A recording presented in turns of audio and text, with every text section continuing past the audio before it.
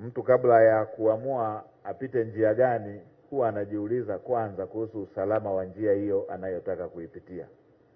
Kwa hiyo leo hii kuimarisha usalama wa baharini utawafanya watumiaji wa bandari ya Dar es Salaam, watumiaji wa lango hili katika shughuli za uingizaji wa bidhaa wawe na uhakika zaidi wa kutumia bandari yetu ya Dar es Salaam. Nikiwa naelekea kumalizia, nitoe msisitizo katika maeneo machache. Eneo la kwanza,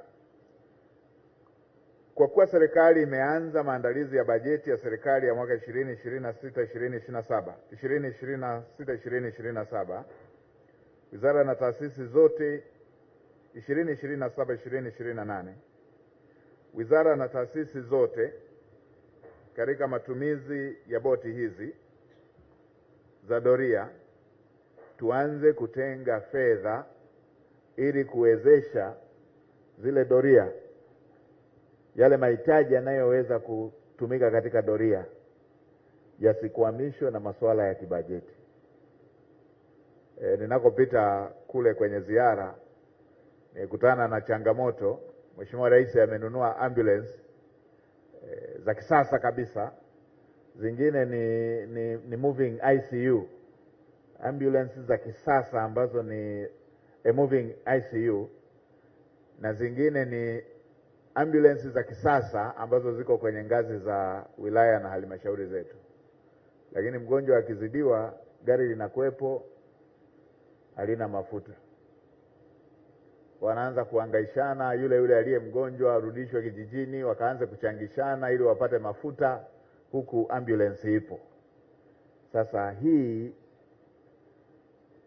inakinzana na dhamira njema ya Mheshimiwa Rais ya kuokoa maisha ya Tanzania, kwamba panapotokea dharura gari lipo na liwe tayari kumwaisha mgonjwa. Hivyo hivyo na kwenye masuala haya ya doria, lakini pia na masuala ya uokoaji. Vyombo hivi vinapokuja, basi sekta zetu zihakikishe kila wakati zina bajeti na zina akiba ya fedha ya mahitaji punde panapotokea jambo hilo, ili tuweze kuhakikisha kwamba vitendea kazi hivi havikwamishwi na mahitaji mengine ya kifedha ambayo yanahitaji ukamilishwaji wa utekelezaji wa majukumu kwa kutumia vitendea kazi hivi.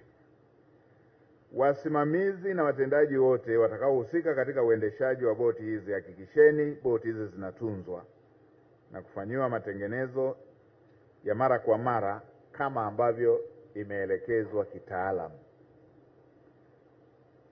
Tuna maeneo mengi tunapata vifaa vizuri, lakini tunapata changamoto ya kuvitunza. Kasi hii ambayo tumeelezewa hapa, hizi ni boti za kisasa za mwendo kasi. Sasa ili zisigeuke hatari, lazima ziwe kwenye uangalizi, zikiwa zimetunzwa na zikiwa zinafanywa matengenezo kama maelekezo ya kitaalamu yanavyotaka.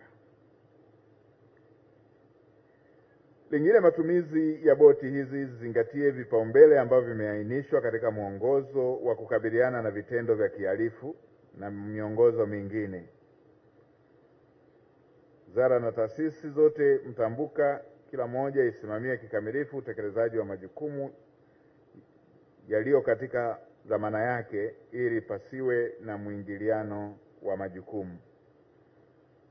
Lakini tuwe na ushirikishwaji mkubwa wa pande zote za muungano ili kuziba chochoro zozote ambazo zingeweza kutumika na wahalifu. Tukiwa na ushirikiano mzuri wa pande zote za muungano na tuna vitendea kazi, ni dhahiri yapata kuwepo na mwanya wa wahalifu kupenya katika eneo hili tunalolilenga.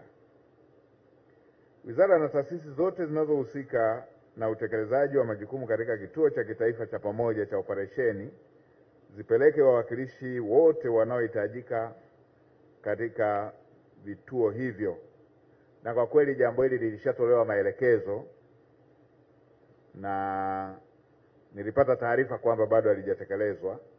Sasa nielekeze ndani ya wiki 2 tuwe tumekamilisha utaratibu huo ili kituo kianze kufanya kazi mara moja na kuleta tija iliyokuwa imekusudiwa.